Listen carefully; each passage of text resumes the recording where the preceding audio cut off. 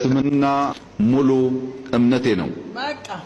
ነብዩ መሐመድ ትርሚዚ እንደዘገቡት ሰበር ዜና በሃጂ ኢብራሂም ቱፋ የሚመራው የኢትዮጵያ እስልምና ጉዳዮች ጠቅላይ ምክር ቤት በሰሞኑን ጉዳይ ላይ ዛሬ መግለጫ አውጥቷል። ሀገርን ለማበላሸት አንድነትን ለመናጋት የሚተጋውን ተራ ዱርዬ ያው ቦታው ትንሽ ቦታ ስለምትበቃ እስከዛሬ ተደብቆ ቢኖርም ነገ ከነጎዳ መያዙ አይቀርም። በሃይማኖት ንጽጽር ስራ ላይ የተጠመዳችሁ ወንድሞች በመጀመሪያ ለምትሰሩት ስራ አላህ በረካ ያድርግበት። ያላቸው አንድ ነብዩ መሐመድ ነው። እንዳንተ 44 45 ታቦት የላቸውም or something like that። እስኪ ሁላችሁም ይህንን ቪዲዮ አዳምጡትና ብዙዎች ይሰሩበት ስለሆነ መልስ እንሰጣለን። ሼር ይደረግ። ኡስታዝ አቡበከር አህመድ የእርሱ ሃይማኖት ተከታይ ለአመታት በክርስትና ላይ ሲያላግጡ ጎሽ ጭንብላችሁን አውልቁ። በመቻቻል በማክበር ምናምን እያላችሁ ጭንብል ለብሳችሁ አትምጡ። ኡስታዝ አቡበከር ለአንተ ሃይማኖት ጥብቅና ይቆምልህ። ቀለጃ አይደለም። አንድ የሃይማኖት አባት የምትሉት የናንተ ወጥቶ በአደባባይ ላይ ሙስሊሞች ምን ነው በክርስቲያን ደም ነው ገነት የምንገባው አላችሁ። ነብዩ መሐመድን ተወጃቸዋለሽ? በጣም። ለምን? በመሐመድ ሰለላሁ ዐለይሂ ወሰለም ምክንያት ነው ቁርአን የመጣው። ነብዩ መሐመድ አባታቸው فمن شرح الله صدره للإسلام فهو على نور من ربه. السلام عليكم ورحمة الله وبركاته. سلام ودنا يتكبراتشو أنا لك تتوش بالاچوبات يا الله سلام እዝነት ረድኤት ታላ ኢንሻአላህ ዛሬም እንግዲህ አነጋጋሪ የሆኑ ቪዲዮዎች ይዤላችሁ ቀርቤያለሁ። እነሱን ቪዲዮዎች በጋራ እንመለከታለን። እንግዲህ አሁንም ድረስ በእፎይ ዙሪያ የተለያዩ መግለጫዎች እየተሰጡ ያለበት ሁኔታ ነው።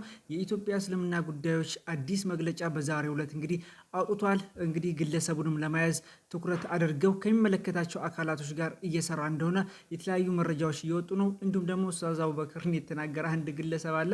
እኔም እፎይ ነኝ እያሉ ሌሎች ጭፍን አስተሳሰብ ያላቸው ሰዎች አሁንም ደግሞ እስልምናን የሚያጠለሹ ብዙ ሰዎች አሉ። እነሱም ከድርጊታቸው እንዲቆጠቡ የተለያዩ መልእክቶችም በዛም አልፎ ደግሞ በራሱ ወገኖች ማለት ነው እፎይ እንግዲህ የተለያዩ ቅሬታ እየቀረበበት ያለበት ሁኔታ ነው። አልፎ ደግሞ ተወዳጅ ኡስታዝ ካሊድ ክብሮም ንጽጽር ላይ የሚሰሩ ወንድሞቻችን እንግዲህ የተለያዩ መልእክቶችን አስተላልፏል። እሱንም በጋራ የምንመለከት ይሆናል። ማንኛውም ከዚህ ጋር ተያዙ የተለያዩ ቪዲዮዎችም አሉ ጅላችሁ ቀርቤያለሁ። ኢንሻአላህ ምንም አማርበት ኡስታዞችም ስለ ነብያችን ሰለላሁ ዐለይሂ ወሰለም የተናገሩት መልእክቶች አሉ። እነሱም በጋራ እንመለከታለን። ሁላችሁም ከመጪውም በላይ እንግዲህ ዛሬ ኮሜንቱን ጥልቅልቅ አድርጉት። ኢንሻአላህ በቅርቡ ሰውየውም ተቀፍድዶ ለህግ ይቀርባል፣ እንግዲህ ተጠያቂ ይሆናል ኢንሻአላህ። እንዲሁም ደግሞ ዛሬ ረመዳን 12 ነው፣ እየነጎደ እየሄደብን ያለንበት ሁኔታ ነው። ምን ላይ ነን ያለነው? ሁላችንም ራሳችን ጠይቅ። በዚህ በረመዳን ወንጀሎቻችን የምናስምር ከይር ስራ የምንሸምት አላህ ያድርገን። እስከ መጨረሻው ደግሞ የምንጨርስ ረመዳን አላህ ያድርገን ለማለት ወዳለው አላብዛባችሁ፣ ቀጥታ ወደ ቪዲዮ አለፍኩላችሁ። ሰበር ዜና በሃጂ ኢብራሂም ቱፋ የሚመራው የኢትዮጵያ እስልምና ጉዳዮች ጠቅላይ ምክር ቤት በሰሞኑን ጉዳይ ላይ ዛሬ መግለጫ አውጥቷል። እስከ መጨረሻው ተከታተሉኝ። በመግለጫውም በነብዩ መሐመድ ሰለላሁ ዐለይሂ ወሰለም ላይ ድፍረት በተሞላበት መልኩ ጸያፍ ቃላትን የተናገረውን ግለሰብ ለህግ ለማቅረብ ከሚመለከታቸው አካላቶች ጋር ስራ መጀመሩን ተናግሯል።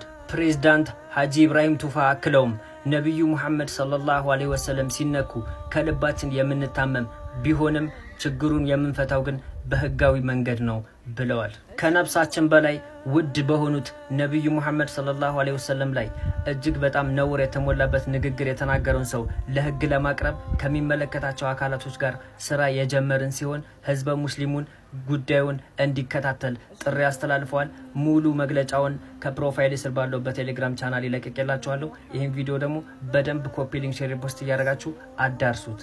ያላቸው አንድ ነብዩ መሐመድ ነው። እንዳንተ 44 45 ታቦት የላቸውም or something like that። እና እፎይ ቢያንስ አንድ 5 አመት ሊፈረድበት ይገባል። ይሄ ደግሞ ለሌሎቹ ደግሞ ማስተማሪያ ይሆናል። ማለት ብቻ ሀገር እኮ የኦርቶዶክስ ብቻ አይደለችም። ማንም እየተነሳ ሙስሊሞች ላይ አፉን የሚከፍትበት፣ ማንም እየተነሳ ፕሮቴስታንቶች ላይ አፉን የሚከፍትበት መብት የለው። እና ምን ይላል ኮሜንቱ? አረ አንተ እባክህ እፎይ የሆነ ነገር እንዳያደርጉት ለምን እንደ በግ ዘቅዝቀው ቆዳውን አይገፉትም? ከፈለጉ እኔ ምን አያገባኝ። አም ሲሪየስ። እና በጣም ካዘኑለት ደግሞ እሱንም እኔም እፎይ ነኝ የሚሉትን ሰብስበው እንዲጢማቸውን ይንቀሉት ተፈለገ። ምክንያቱም እሱ ማን ነው ነብዩ መሐመድን ተቺ ያደረገው? በነብዩ መሐመድ ሙስሊሞች ታፍራላችሁ አታፍሩም? ማን ነው እሱ?